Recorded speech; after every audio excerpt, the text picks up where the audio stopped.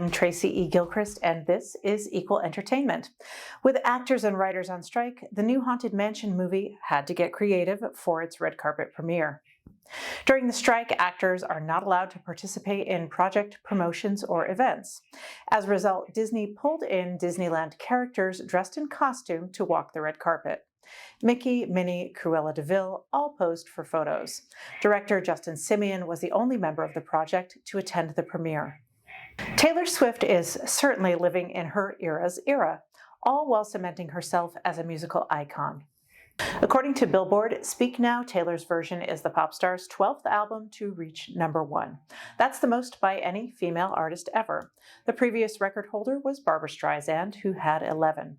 Swift is also the first living artist in almost 60 years with 4 albums in the top 10 at the same time. She is also the first woman and living soloist to have 11 albums concurrently charting on the Billboard 200 chart. F.L.Y is a new queer movie making its debut at Outfest, LA. Critics are praising F.L.Y for its laughs and its heart, and the relatable ups and downs of queer dating and love, especially around non-binary identity. It's about 2 exes who get stuck together during the COVID pandemic.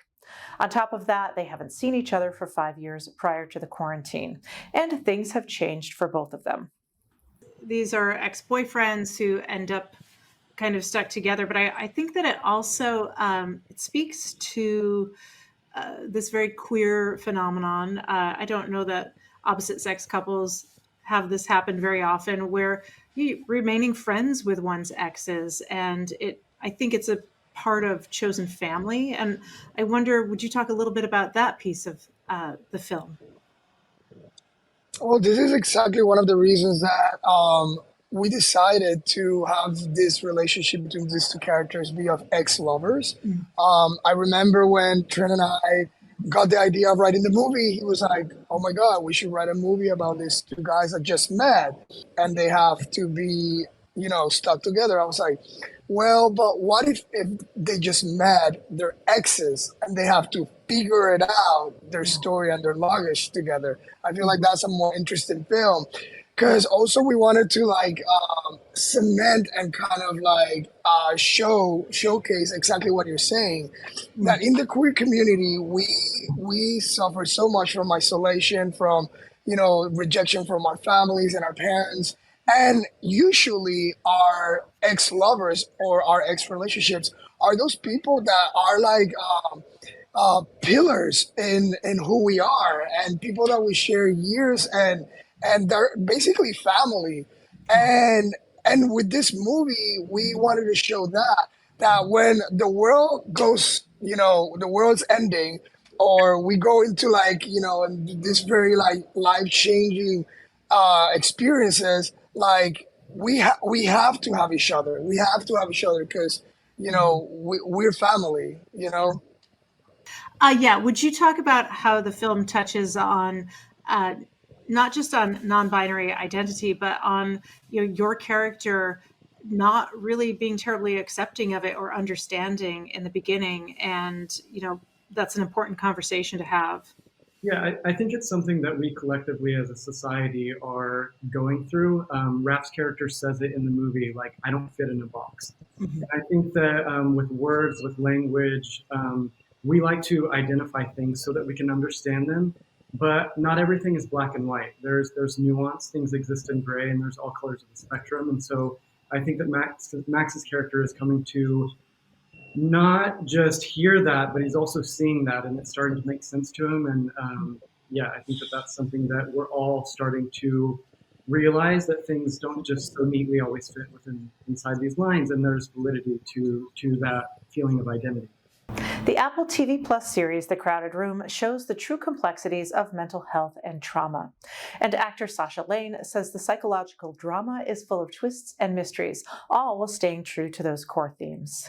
And I wonder, would you talk a little bit about what it means to you to be a part of this project that is touching on mental health that was misunderstood even, not really that long ago?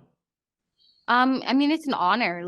I'm so thankful to be a part of something like this. And I think Akiva is an incredible writer, and I think he's an incredible person. And to be able to be a part of a collaboration with him on this, and the energy that he puts into it, the experience filming this. It was very raw and very healing, and I think it's going to be super powerful because it was for me. So I'm thankful at the end of the day, very thankful. Yeah, great. And I wonder, I'll go back a little bit. And what was your reaction when you kind of read this character on the page? What stood out for you initially? The confusion and how she'll look to the outside world and how she feels on the inside is almost like a contradiction.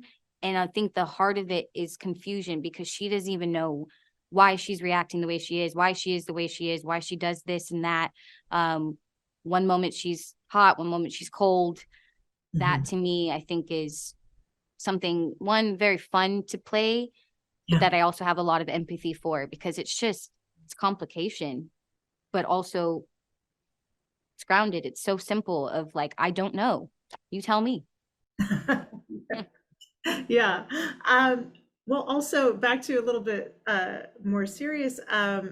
This show also really touches on something that wasn't talked about for a very long time. And that is, of course, trauma, and in some cases, sexual abuse. And it's important to shine a light on that it's always been with us. And would you talk a little bit about that piece of the series?